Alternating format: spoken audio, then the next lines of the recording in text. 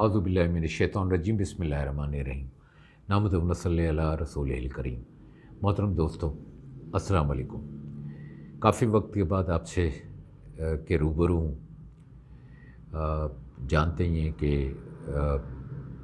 बीच में जो है हमारे बैनुल-अक़वामी मामलात ऐसे चल रहे थे यूक्रेन और रशिया की जंग के मामले में, जिसमें मैं कहूँगा कि हमारे कुछ यूट्यूबर्स बहुत अच्छी इसकी रिपोर्टिंग वगैरह लम्हा ब-लम्हा कर रहे थे। ख़ुसूसी तौर पे मैं नाम लूँगा इमरान रियाज़ ख़ान साहब का और आपका बाजवा साहब का, नजमुल हसन बाजवा साहब का, शहाबुद्दीन साहब का। माशाअल्लाह इनकी रिपोर्टिंग होते हुए मैं समझता हूँ कि मेरे जैसा एक अदना सा आदमी जो है इस मामले पे रिपोर्ट करे, उससे बेहतर कि भी इनकी रिपोर्टिंग में देखता मद्दाह भी हूँ उनका, और इनकी बहुत एक्यूरेट रिपोर्टिंग होती है। इनको मैं मुबारकबाद भी पेश करता हूँ। इसके साथ साथ आप जानते हैं कि भी मुल्क के अंदर जो है भी काफ़ी हलचल पैदा हुई है, और जो ख़ुसूसी तौर पर नो कॉन्फिडेंस का मोशन जो है अपोजिशन की तरफ से जो इसमें दाखिल किया गया है असेंबली में स्पीकर के सामने, इसमें सियासी सरगर्मी ज़्यादा बढ़ गई है। और पीएम इमरान खान साहब ने इसमें पहले भी बताया कि भाई इसमें बैरूनी हाथ हैं। ये तो उस वक्त भी साबित हो चुका था जब जो सानिया पेशावर में हुआ किस्सा खानी बाज़ार के अंदर, और उसमें एक मस्जिद के अंदर जो है ख़ुदकुश हमला हुआ, और उसमें लगभग कोई 60 मुसलमान जो है शहीद हुए, जिसमें बच्चे, बूढ़े, जवान वो जुमे की नमाज़ की अदायगी के लिए आए हुए थे। अल्लाह पाक उनके दर्जात को बुलंद करे और ऐसे सानेहात से हमारे मुल्क को महफूज रखे, और बल्कि पूरी दुनिया को ही महफूज रखे।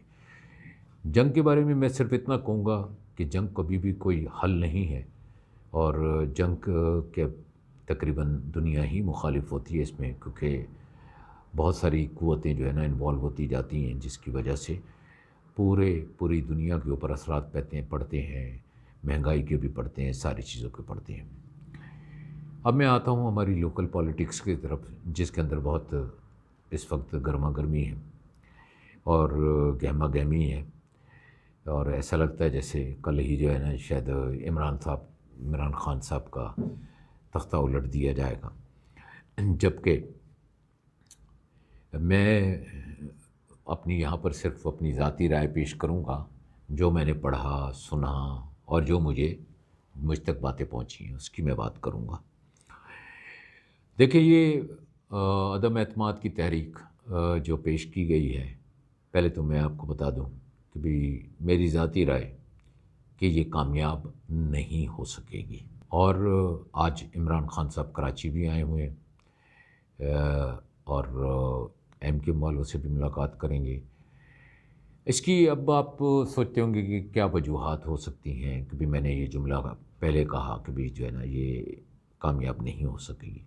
जो प्राइम मिनिस्टर के ख़िलाफ़ इन्होंने अपील दायर की है, उसमें कोई तकरीबन 60 के करीब अरकान के दस्तखत होने चाहिए, उससे ज़्यादा के दस्तखत के साथ इन्होंने इसको जो है जमा कराया है।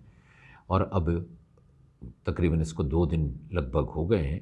15 दिन के अंदर अंदर इसको स्पीकर कौमी असम्बली को जो है इजलास बुलाना पड़ता है।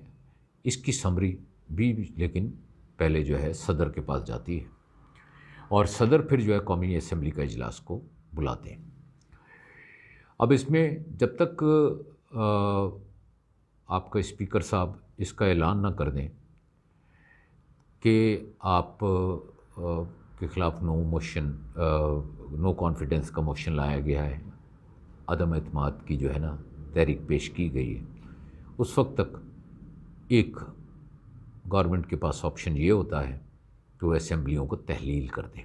दूसरी चीज़ ये कि जब ये समरी सदर के पास जाएगी, इसके लिए जो वक्त जो भेजने का है वो तो मुकर्रर है, लेकिन सदर पाकिस्तान उसका बुलाने का या ना बुलाने का फ़ैसला उनके ऊपर है।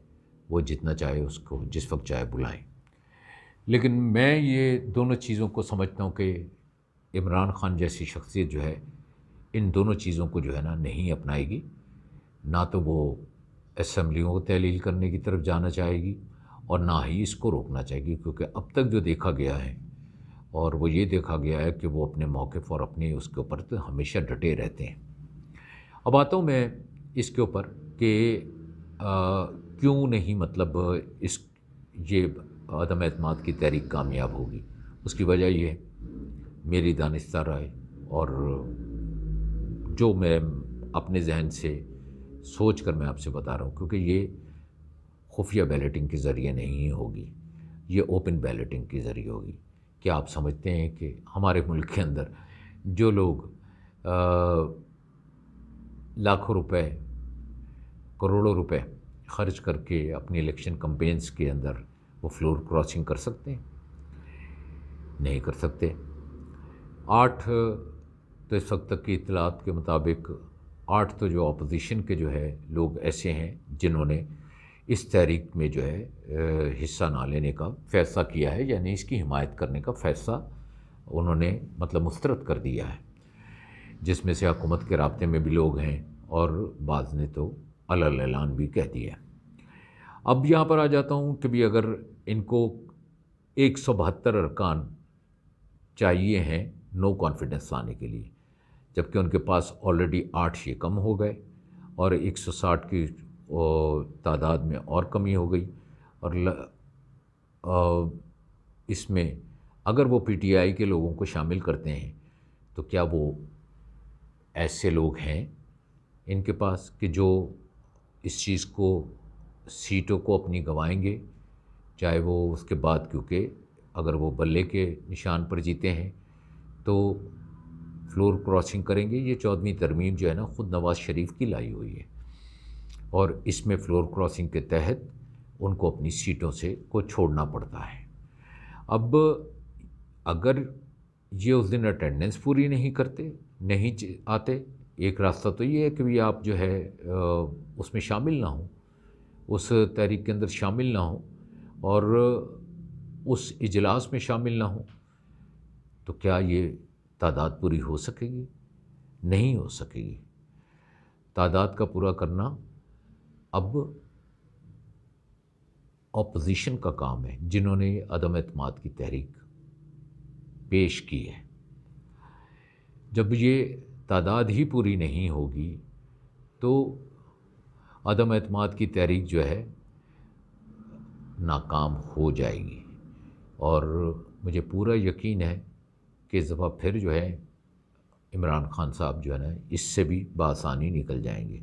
अपने एक इंटरव्यू में जो बाज़ यूट्यूबर्स वगैरह से मुलाकात की है उसमें उन्होंने कहा कि इसमें बैरूनी मैंने जैसे पहले भी कहा कि उन्होंने कहा कि भी बैरूनी ममालिक का हाथ है। इसमें बहुत शिद्दत ज़्यादा आ गई। जो इनका जो है ना मेल्सी का कामयाब जलसा हुआ, उससे इनको जो है ना बहुत दुख तकलीफ़ पहुँचा है शायद अपोजिशन को।